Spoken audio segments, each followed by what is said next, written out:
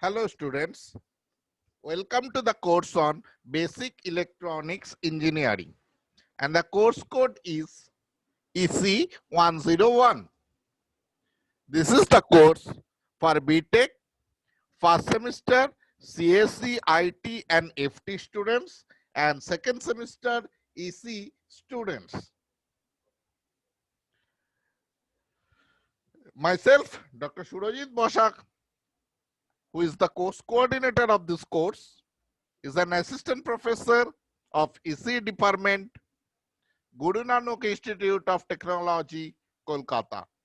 And this is my official email address.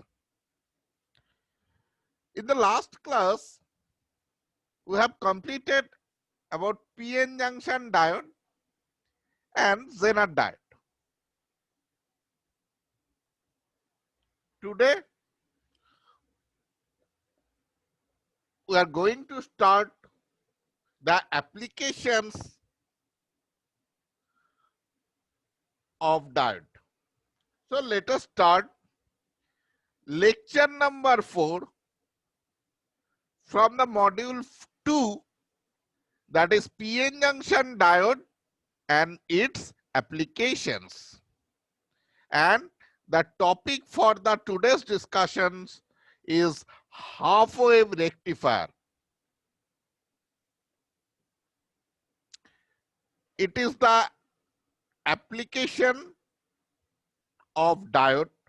Actually, we are going to start the rectifier, and the objective, lesson objective is study PN junction diode, ideal diode, diode models, its circuit analysis, application of diodes and special diodes. And this topic is mapped with CO number 1. So let us start lecture number 4 from the second module, that is PN junction diode and its applications, with the topic of rectifier, or particularly say, more precisely say, half wave rectifier. So what is rectifier? Or better to say, what is rectification? Rectification is the process of converting an alternating current to direct current. So rectification basically conversion of a sinusoidal alternating current or voltage into direct current or voltage, and this is done by a device which is called rectifier. And rectification followed by filtering is done in a DC power supply to convert a sinusoidal AC supply to DC supply. So rectification or rectifier basically the conversion of AC to DC, and a device which performs the opposite, that is it converts from DC to AC, is known as basically an inverter. So what are the types of rectifiers are currently present in our syllabus? There are two types of rectifier are present. Mainly, one is half wave rectifier and other is full wave rectifier. Again, full wave rectifier are again divided by two parts, or one is called center tap full wave rectifier and other is called bridge rectifier. So we start from half wave rectifier.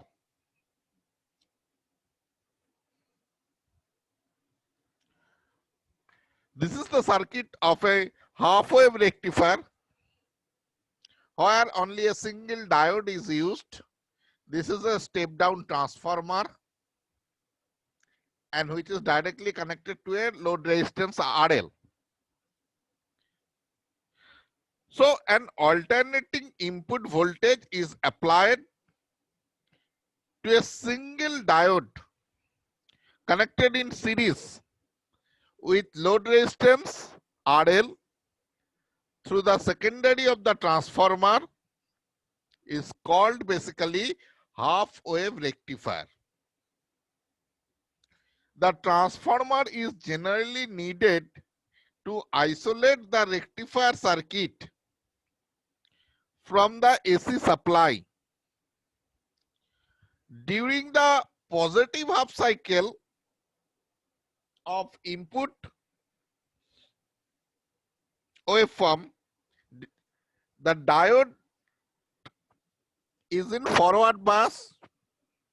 So during the positive half cycle, that means in point A and B, A is plus and B is minus. So in that case, diode D is in forward bias. Hence it conducts and substantial current flows through RL. See the waveform. See, this is the input waveform. Say it is V in equal to Vm sin omega t. Say so, and Vm is the peak to peak voltage. So during the positive half cycle, that is from 0 to pi, diode D1 is conducting as a forward bias. So we will get a current or voltage.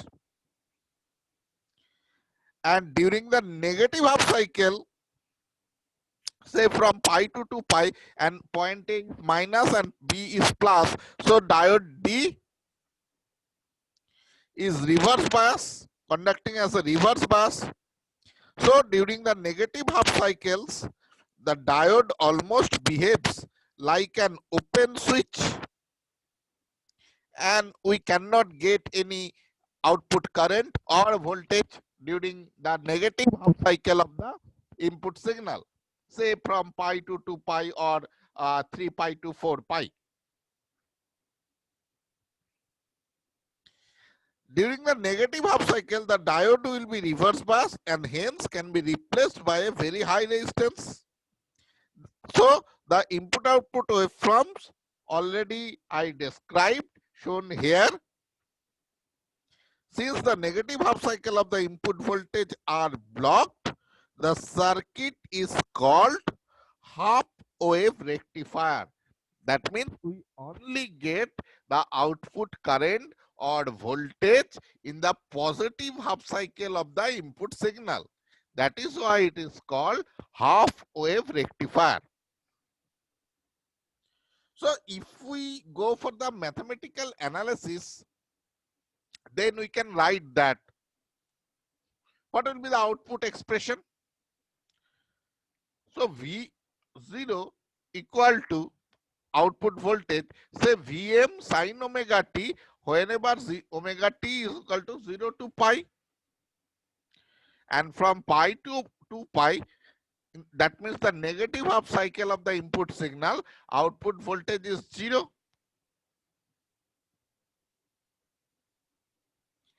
And if we corresponding the output load current or output current, that is just replaced by Vm by RL, which is say Im. Say IL equal to Im sin omega t when omega t is 0 to pi, and pi to 2 pi it is 0. Clear?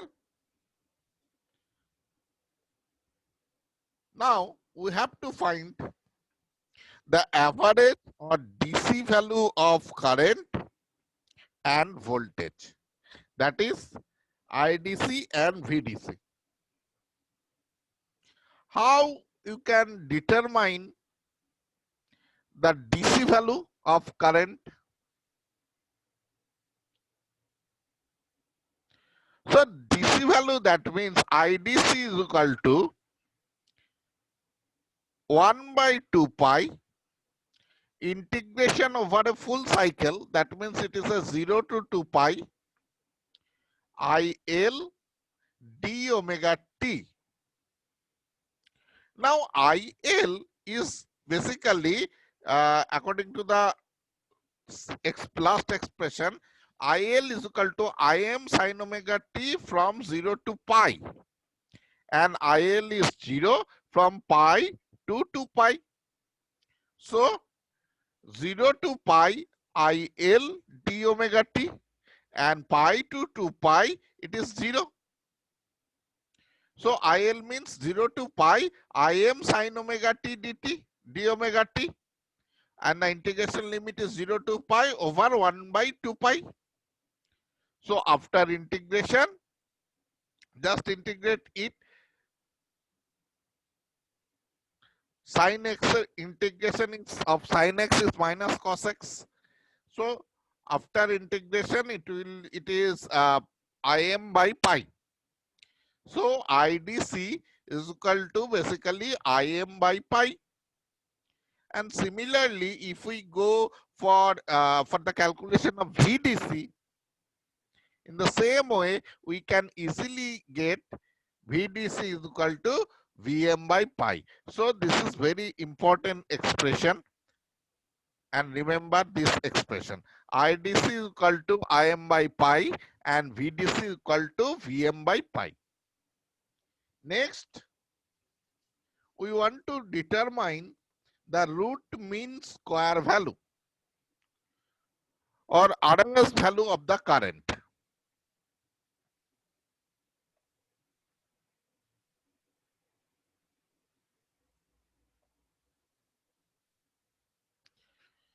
So how to determine the RMS current?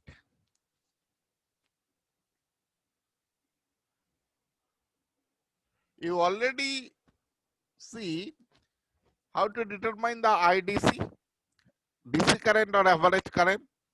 Now, next is the how to determine the RMS current.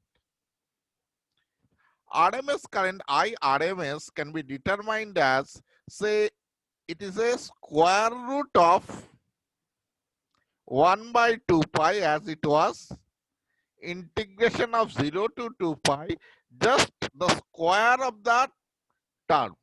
That is Im sin omega t square d omega t. So inner part is the square and over a square root over all the terms.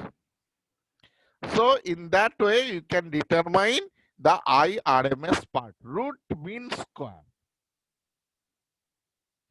So IRMS is equal to 1 by 2 pi. Again 0 to 2 pi it is valid. Im sin omega t, and pi to 2 pi it is 0. So 0 to 2 pi, 0 to pi, and this is IMS square,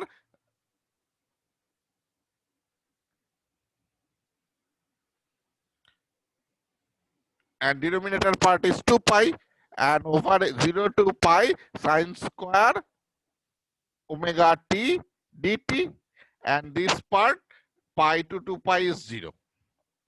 Then IMS square by 2 pi, 0 to pi sine square theta, that means half into 1 minus cos 2 theta. So half into 1 by 2, 1 minus cos 2 omega t d omega t. Then,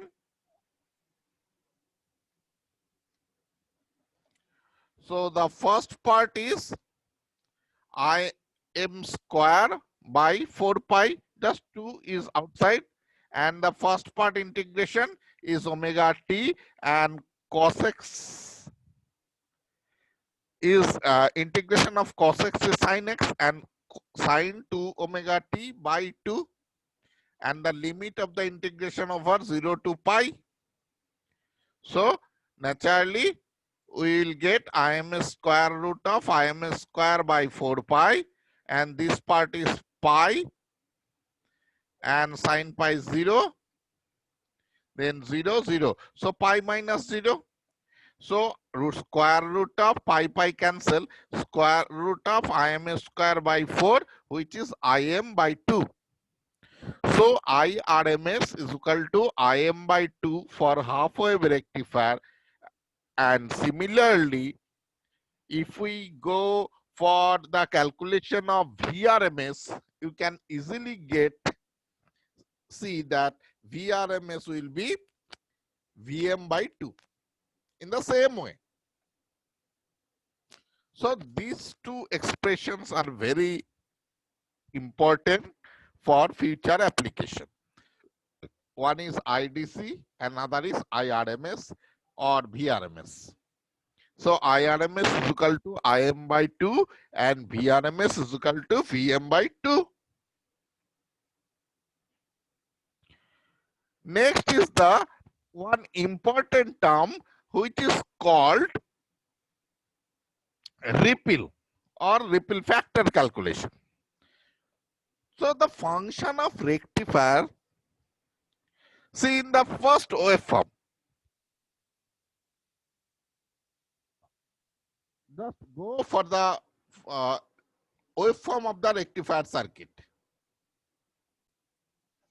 See the waveform. This is the input signal, AC signal, and the function of rectifier already I defined that rectifier function is it converts an AC to DC, AC signal to a DC signal. But here the output is not a pure DC waveform. See, why it is not a pure DC waveform?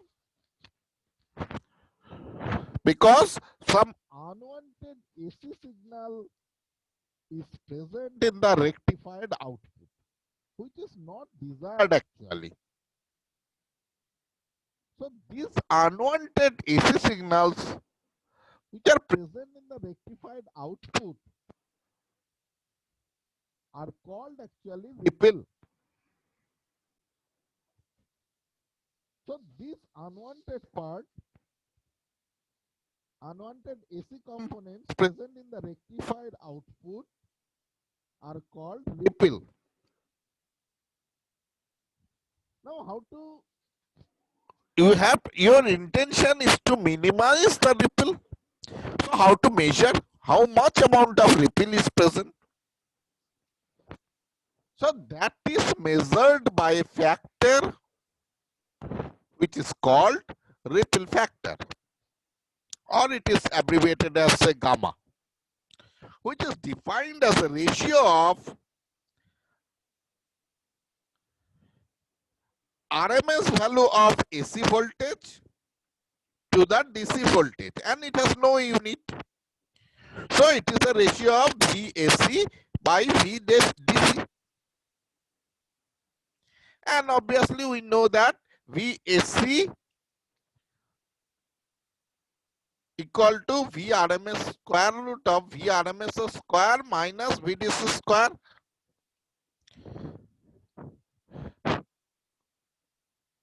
And denominator term is VDC. So after simplification, you can write that it is a VRMS square root of VRMS by VDC whole square minus 1. Now, since we know that VRMS is equal to Vm by 2 and IRMS is equal to, sorry, VDC is equal to Vm by pi.